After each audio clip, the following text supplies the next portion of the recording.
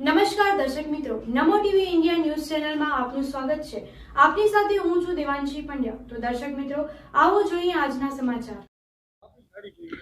નમસ્કાર દર્શક મિત્રો, નમો ટીવી ઇન્ડિયા ન્યૂઝ ચેનલમાં આપ સૌનું હાર્દિક સ્વાગત છે। દર્શક મિત્રો, બોગસ ખેડૂત ખાતેદાર વિશે અમે અગાઉ 2-3 એપિસોડ કરેલા છે, પરંતુ આજનો જે એપિસોડ છે એ મહા વિસ્ફોટ કહી શકાય એવો છે। કેમ કે અમને એવું જાણવા મળ્યું છે કે અમુક બોગસ ખેડૂત ખાતેદારના બે બાપ છે। હા, તમે સાચું સાંભળ્યું છે, બે બાપ। તો એક જ વ્યક્તિના બે બાપ કેવી રીતે હોઈ શકે? અને આવા જ બોગસ ખેડૂત ખાતેદારો છે જે ભાજપના અગ્રણીઓ બનીને બેઠા છે, એવા લોકો છે જે એક ધારાસભ્ય છે, એમને એ પણ બોગસ ખેડૂત ખાતેદાર છે।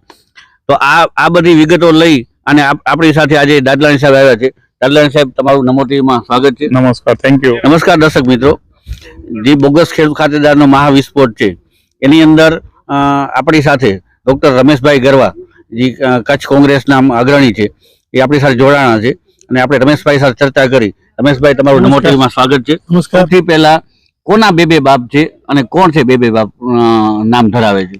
નમસ્કાર મિત્રો, આમ તો મેં ઘણા ખેડૂતોની પર્દાફાશ કર્યું છે, રાજકોટ, જામનગરથી લઈને કચ્છ સુધી। એમાં હમણાં એક બહુ ઇન્ટરેસ્ટિંગ મેટર હાથમાં આવ્યું છે ઘણા સમયથી, પણ રેકોર્ડની વેરિફિકેશન કર્યા બાદ હું આજે ધડાકો કરું છું કે કચ્છ ભાજપના મહામંત્રી ગાંધીધામના ધવલ કાંતિલાલ આચાર્ય, એમનું મૂળ નામ છે, પણ રેવન્યુ રેકોર્ડ ઉપર એમના બે બાપ બોલે છે। બે બાપ એટલે કે એમને બે જમીનોમાં બે અલગ અલગ બાપના નામ દેખાડ્યા છે। આપણે વાત કરીએ ગલપાદરની 68-62/1/2, તો એમાં એમનું નામ છે ધવલ ભાવેશ આચાર્ય, અને એની બીજી જમીન છે ગલપાદરમાં, અંજાર સીમમાં, જે સાપેડા રોડ ઉપર આવેલી છે અને રિસોર્ટ બનેલો છે। એ રિસોર્ટની જમીનની માલિકીમાં એમનું નામ છે ધવલ કાંતિલાલ આચાર્ય। એટલે રેવન્યુ રેકોર્ડ એમ બોલે છે કે ભાઈ ધવલભાઈના બે બાપ છે। હવે એમનો જ ખુલાસો હું આપના મીડિયા ચેનલ મારફતે માંગુ છું કે ધવલભાઈ, તમારા ખરેખર બાપ કેટલા? તમે ખુલાસો આપશો કે સરકારને આવી રીતે ચીંધીઓ લગાવો છો અને બેવકૂફ બનાવો છો પ્રજાને, અથવા કોઈક તમારો મોટો પ્લાન છે? એવી જ રીતે આ ભાઈના જે કંપનીઓ છે એ કંપનીમાં 5-6 ડાયરેક્ટર છે। એ ડાયરેક્ટર પદનો જે કોમર્શિયલ મિનિસ્ટ્રીમાં રજીસ્ટ્રેશન હોય, ડીન નંબર મળતું હોય, એ ડીન નંબર ડાયરેક્ટરનો એક જ હોય છે। ભલે 10 કંપનીમાં એનો ડીન નંબર એક જ ચાલતું હોય, પણ એમાં પણ કોમર્શિયલ મિનિસ્ટ્રીમાં પણ એમના જે ડીન નંબર છે એ બે છે।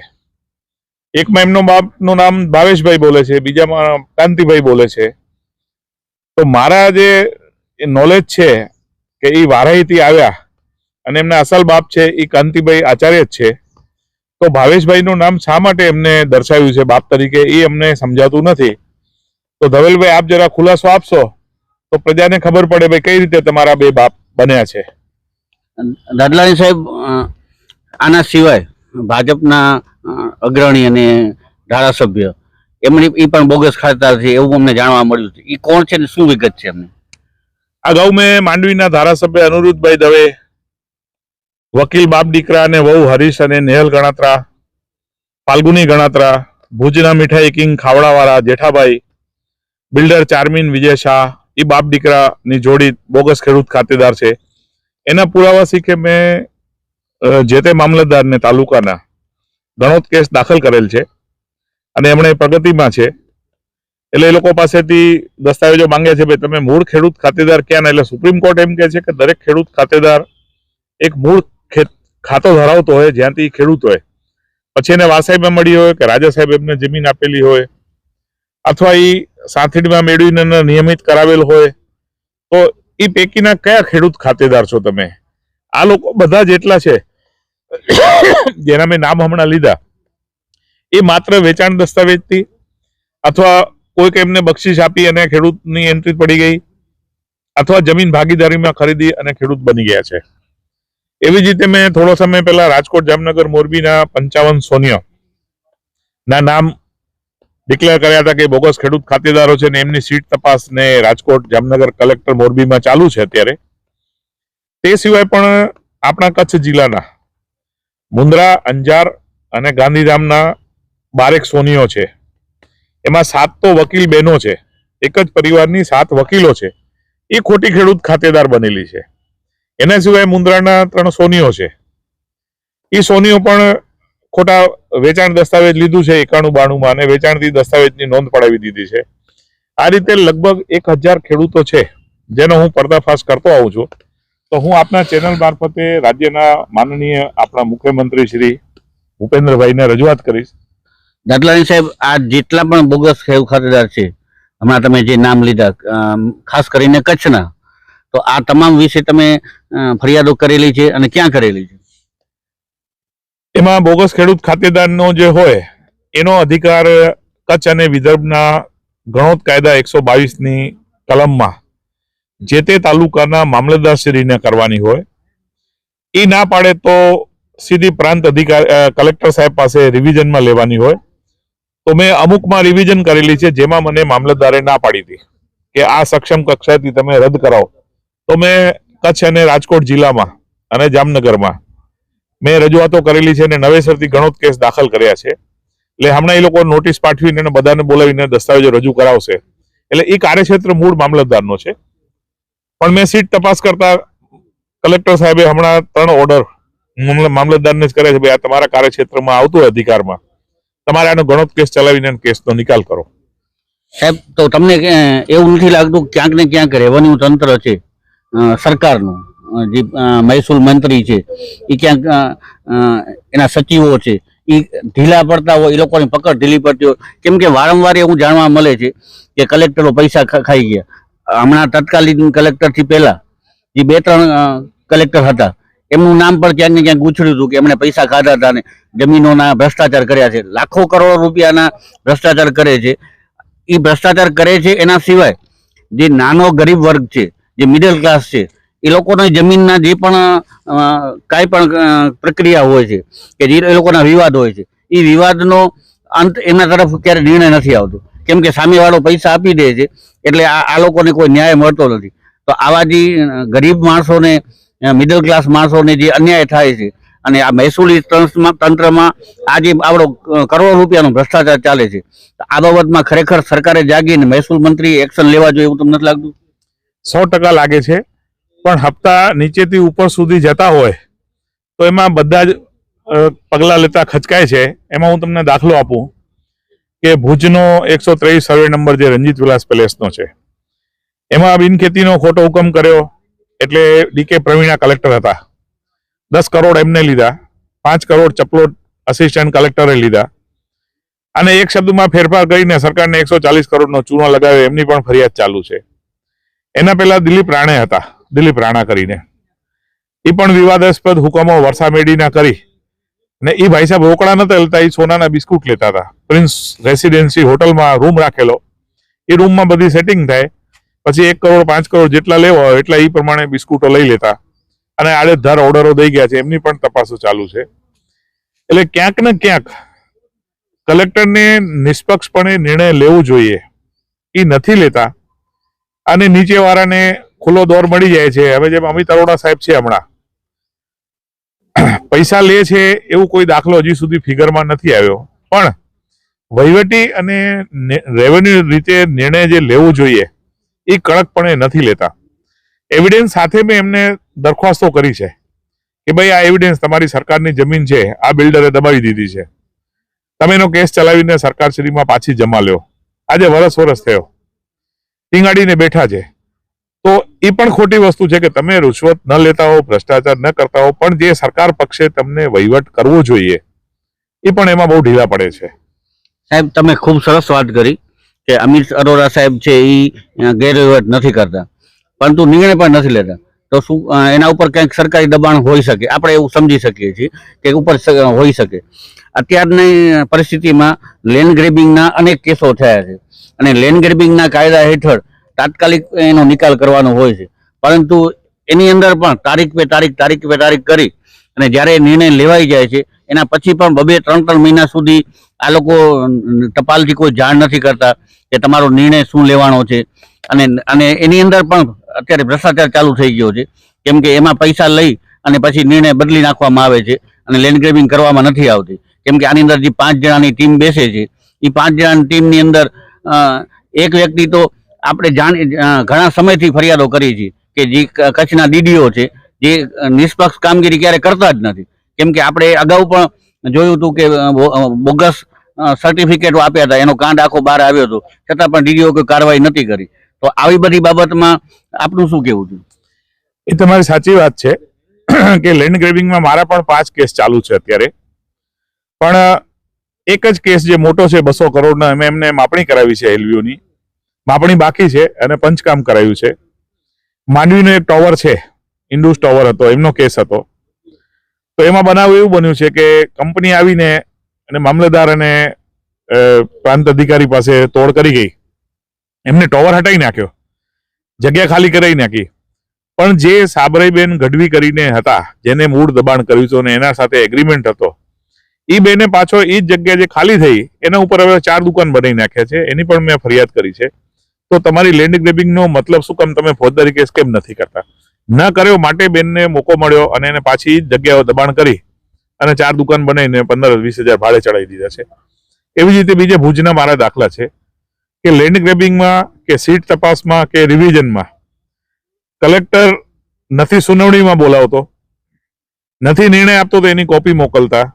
હવે સરકાર કડકી થઈ ગઈ છે, ખાલી થઈ ગઈ છે કે બરબાદ થઈ ગઈ છે, મને ખબર નથી પડતી કે 5 રૂપિયાની ટિકિટ અથવા 25 રૂપિયાની ટિકિટ લગાવીને તમે અરજદારને એનો જાણ કરો પારદર્શી વહીવટમાં કે ભાઈ તમારો આ નિર્ણય લેવામાં આવેલ છે. મને સમજાતું, મેં કલેક્ટરને પૂછ્યું, ભાઈ તમારી સરકાર ખાલી થઈ ગઈ તો હું તમને ટિકિટ લગાવીને કવર મોકલું, તો તમે મને ટપાલમાં જાણ તો કરો. એ તમારી વાત સાચી છે કે એ ગરીબ માણસોને તો દાદ દેતા જ નથી. જો મારા જેવાને દાદ ન દેતા હોય, જવાબો ન દેતા હોય, સેમ વસ્તુ કચ્છમાં નહીં, રાજકોટ, જામનગર, મોરબી, મારી 3 જગ્યાએ ફાઇલો ચાલુ છે. 3 જગ્યાએ જ હરામખોરી છે. અમે તમને ટપાલ મોકલાવી, ભાઈ તમને રજીસ્ટર્ડ મોકલવી છે, આરટીએમ એમ કે છે અમે મોકલાવી, ભાઈ તો ક્યાં મારી પાવતી લાવો? એ ખોટા જ નિર્ણયો પૈસા લઈને દબાવી નાખે, પછી અરજદારને ખબર ન પડે. 6 મહિના પછી જયારે માંગવા જાઓ તો કોપી આપશે, સાહેબ આ તો તમારો ડ્રોપ થઈ ગયો છે કે તમારો આ નિર્ણય દેવામાં આવ્યું છે. તો મતલબ શું એનો? એટલે ચોખ્ખો પારદર્શી વહીવટ, ભલે ડબલ એન્જિન સરકાર ભાજપની વાત કરતી હોય કે અમારી ડબલ એન્જિન સરકાર છે ઉપર નીચે, પણ ડબલ એન્જિનનો એટલો પાવર નથી કે જે તમે કલેક્ટરોને કે નીચે મામલતદાર સુધીને કંટ્રોલ કરીને તમે વહીવટ પારદર્શી ચલાવી શકો. એટલે હું ફરીવાર આપના ચેનલ મારફતે મુખ્યમંત્રી સાહેબને, એ પોતે ચોખા છે, વહીવટના ક્લિયર છે, પણ જેટલો દબાવ અને જેટલો પ્રેશર અને જેટલો વહીવટી પકડ હોવી જોઈએ એટલી પકડ સરકારની આ હરામખોર અધિકારીઓ ઉપર નથી. એટલે ગરીબ પ્રજા વચ્ચે કૂટાય છે. સાહેબ, બહુ સરસ વાત કરી. અને દર્શકો, હું આપને પણ એક વસ્તુ જણાવી દઉં કે છેલ્લા લાંબા સમયથી નમો ટીવી ઇન્ડિયામાં દરેક ભ્રષ્ટાચાર ઉજાગર કરવામાં આવે છે. અને એમાં ઘણા બધા ભ્રષ્ટાચારો દાદલાણી સાહેબ ના સહકારથી ઉજાગર કર્યા છે, જેની અંદર મોટા મોટા રાજકારણીઓ, અધિકારીઓ, બીજા કોઈ પણ મહાનુભાવો હોય, આવા કોઈ પણ હોય, કોઈને પણ અમે બક્ષતા નથી, કોઈને પણ અમે છોડતા નથી. અને જેટલી પણ આજ દિવસ સુધી અમે સ્ટોરી કરી છે, જેટલા પણ અમે આજ દિવસ સુધી અમે ભ્રષ્ટાચાર ઉજાગર કર્યા છે, જેની અંદર કોઈ પણ જાતનો ગેરવહીવટ અમે થવા દીધો નથી. અને આના કારણે જ અમારા વ્યુઅર્સ અમને લાઈક કરે છે, જોવે છે.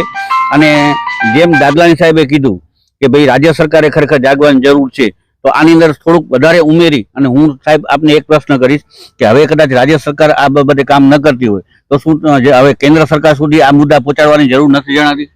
ના, અમુક મુદ્દા રાજ્ય સરકારને જ નિર્ણય લેવાનો હોય, એમાં કેન્દ્ર સરકારને વિક્ષેપ કરવાનો ન હોય. કારણ કે ફંડિંગ બધું રાજ્ય સરકારનો છે, જમીનો માલિકીની બધી રાજ્ય સરકારની છે. તો રાજ્ય સરકાર પોતે સક્ષમ હોવા છતાં પગલા શા માટે ન? તો રાજીનામું આપી દેવું જોઈએ ને.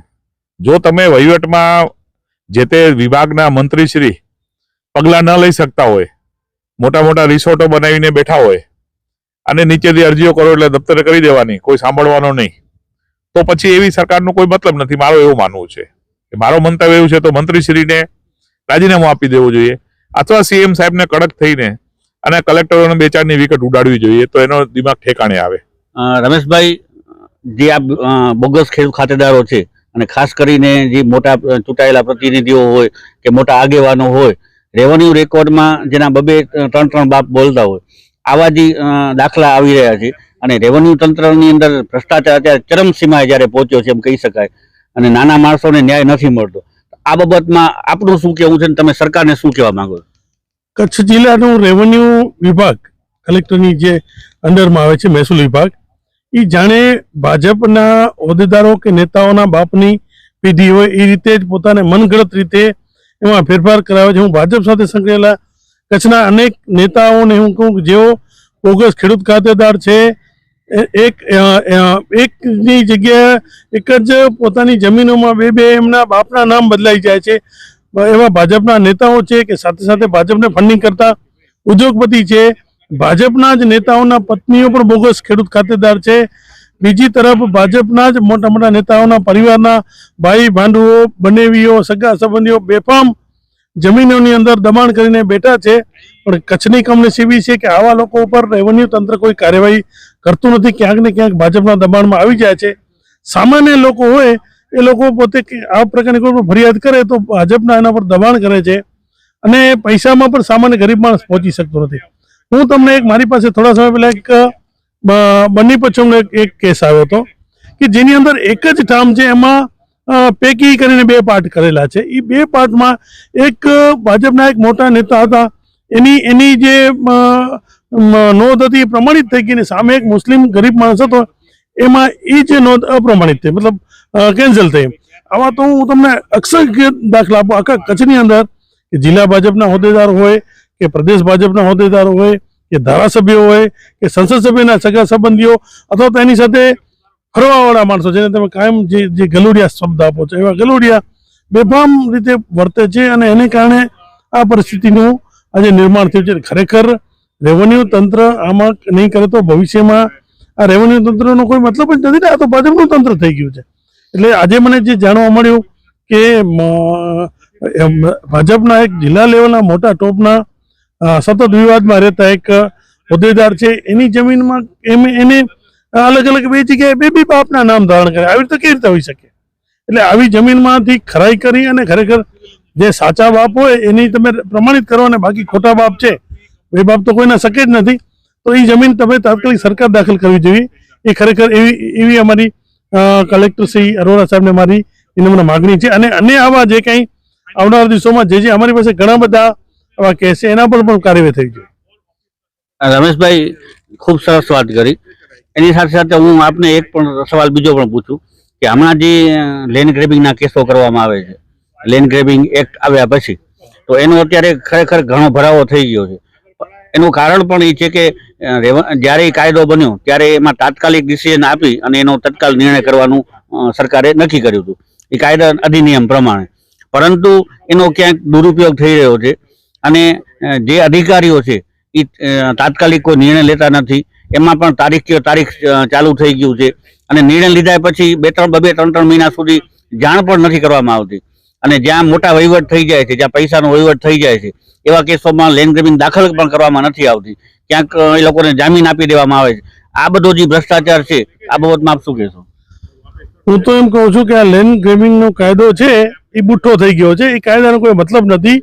લોકોને આમ જનતાને મૂર્ખ બનાવવાનું અને સરકારે પૈસા ભેગા કરવાનું એક આ ષડયંત્ર જ છે. 2000 રૂપિયા ફી લીધા પછી કોઈ એનો લેન્ડ ગ્રેબિંગનો કાયદો બન્યો ત્યારે એમાં તો સ્પષ્ટ જોગવાઈ હતી કે 21 દિવસમાં કેસનો નિકાલ, 21 દિવસ નહીં, હું તો કહું 21 મહિના પછી પણ એનો નિકાલ નથી થતો. મારી પાસે એવા અસંખ્ય ઉદાહરણ છે કે જેની અંદર કોઈ ભાજપ સાથે સંકળાયેલા નેતાઓ એના કેસ ચાલતો નથી. અથવા તો મને હમણાં નખત્રાણા તાલુકાના ખોબડી ગામમાં અમારા એક પરિવારના મિત્રએ એક સરકારી જમીન, ઇવન પાણી પુરવઠાનો ટ્યુબવેલમાં પણ એ લોકો કબજો કર્યો છે, એમાં લેન્ડ ગ્રેબિંગ કરી. તો કમનસીબી એ છે કે નખત્રાણાના નાયબ કલેક્ટરે એ અરજદારને એવું કીધું કે તમારા ખર્ચે આ તમે જમીન માપણી કરાવો. હવે સામાન્ય અત્યારે 1600 કંઈક એકર જમીન છે ગૌચર. હવે સામાન્ય અરજદાર 2-5 લાખ રૂપિયા ક્યાંથી ફી એની ચૂકવી શકે? અને કલેક્ટર, નાયબ કલેક્ટર જેવા કોકના હાથા બની, આમાં આખી ભાજપની જ હાથા બની અને આવા ગેરવ્યાજબી આદેશ કરતા હોય એના કરતાં ચોખ્ખું કહી દે કે અમે ભાજપની લાજ કાઢીએ કરીએ છીએ, અમે ભાજપના દલાલો છીએ અને અમે ભાજપના ગુલામો છીએ, અમે ભાજપના સામાન્ય કાર્યકરથી માંડીને ધારાસભ્યો, સંસદ સભ્યો, નેતાઓ કોઈ પણ કાંઈ પણ કાર્યવાહી નહીં કરે તો કમસે કમ સામાન્ય માણસો જે આ લેન્ડ ગ્રેબિંગ ફરિયાદ એને એટલું તો ખબર પડે કે અમે ખોટા અમે એમાં હવે એનો પેલો 2000 રૂપિયા ફી ભરે, ફી ભર્યા પછી વખતો વખત કન્ટિન્યુ એમને તારીખ ઉપર જવાનું ત્યાં, તારીખ ઉપર એક તારીખ ચૂકી જાય તો ફટ દઈને કેસ આ લોકો ઉડાડી દે છે અને જાય એમાં પછી એનું કાંઈ આવા બનગડત નહીં. હું તો નખત્રાણા ડેપ્યુટી કલેક્ટર તો મને તો એવું લાગે છે કે આ કઈ રીતે એટલા સિનિયર ઓફિસર બની ગયા છે. કોઈ તમે સામાન્ય ગરીબ જે પ્રજાના હિતમાં છે સરકારી ગૌચર અથવા તો સરકારી જમીન લેન્ડ ગ્રેબિંગ કરી અને એ સરકારી જમીન મુક્ત કરવા માટે ખરેખર તો સરકારના હિતમાં કામ કરે છે. આવા યુવાનોને પ્રોત્સાહન આપવું જોઈએ, સરકારે ઇનામ હોય એને બદલે એને તમે એવો આદેશ કરો છો કે તમે એ જમીન માપણી કરાવો તમારા ખર્ચે, એને એવું શું છૂટી રહ્યું છે કે આટલા રૂપિયા ખર્ચી. એટલે લેન્ડ ગ્રેબિંગનો કોઈ મતલબ નથી. લેન્ડ ગ્રેબિંગ માત્ર માત્ર વિરોધ પક્ષવાળાને અથવા તો ભાજપના નેતાઓના જે ટાર્ગેટમાં કોઈ એક્ટિવિસ્ટ હોય એ લોકોને પરેશાન કરવા માટેનો જ કાયદો હાલ પૂરતો છે અને આ કાયદાનો દુરુપયોગ થાય છે, પણ દુરુપયોગ ભાજપના જ નેતાઓ કરે છે. ખરેખર એનો સદુપયોગ થાય તો હું તો કહું છું કચ્છ જિલ્લામાં 50% ભાજપના નેતાઓ જેલમાં હોય. રમેશભાઈ, જ્યારે મેં પર્ટિક્યુલર મીડિયામાં આવ્યા પછી અમુક અનુભવ પછી મેં ભ્રષ્ટાચાર વિરુદ્ધ મુહિમ છેડવા માટે ભારતના આદરણીય વડાપ્રધાન નરેન્દ્ર મોદી સાહેબ અને અમિત શાહ સાહેબના ભ્રષ્ટાચાર મુક્ત ભારતના અભિયાનને છેડવા માટે કોઈને પણ છોડતા નથી.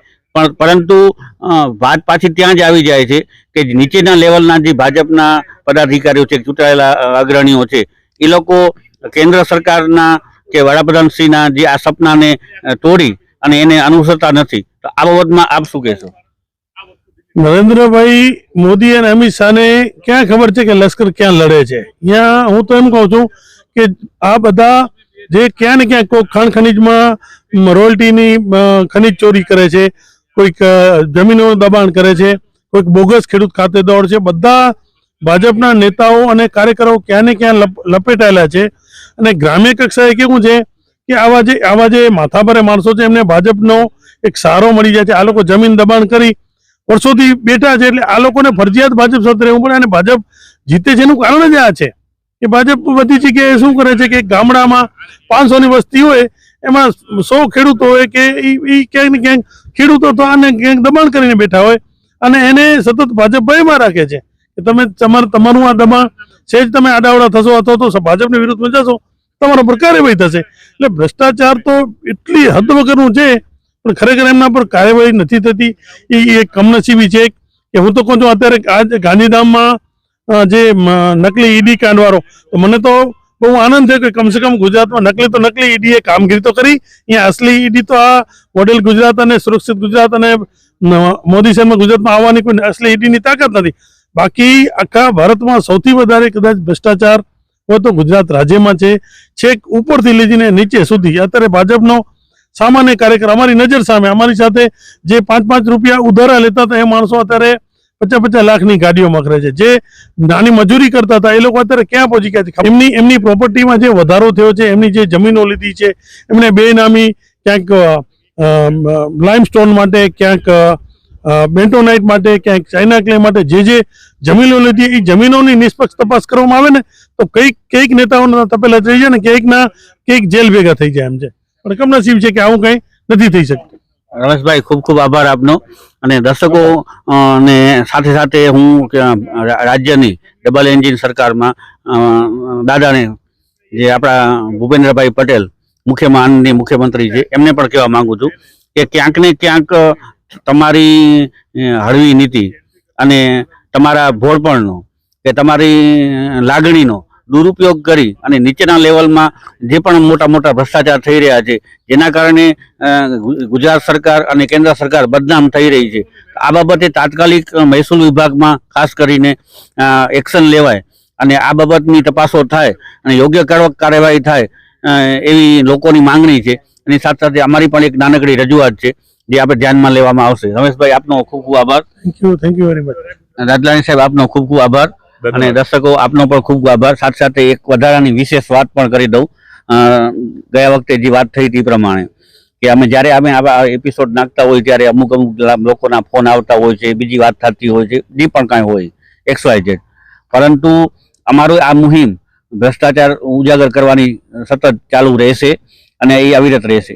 એનાથી અમે કોઈના ફોનથી કે કોઈના કહેવાથી અમે ડરવાના નથી. બીજી વસ્તુ એ છે કે હું પહેલા પણ કહી ચૂક્યો છું ને અત્યારે પણ કહું છું, રિપીટ કરું છું કે ભ્રષ્ટાચાર ઉજાગર કરવા માટે મેં આ ચેનલ બનાવેલી છે. નમો ટીવી ઇન્ડિયા ન્યૂઝ ચેનલનું નામ છે. નરેન્દ્ર મોદી સાહેબ અને અમિત શાહ સાહેબના ભ્રષ્ટાચાર મુક્ત ભારતના સપનાને સાકાર કરવા માટે અમે કોઈ પણ ભોગે કોઈ પણ ભ્રષ્ટાચારીને છોડવાના નથી. અને આ ચેનલના માધ્યમથી અત્યારે હું ખાતરી આપું છું કે આવા કોઈ પણ ભ્રષ્ટાચારી હશે એને છોડવામાં નહીં આવે. દાદલાણી સાહેબ, ફરી વખત તમારો ખૂબ ખૂબ આભાર. Thank you. તો દર્શક મિત્રો, આ હતા આજના સમાચાર. ફરી મળીશું નવા સમાચારો સાથે. ત્યાં સુધી રજા આપશો. નમસ્કાર.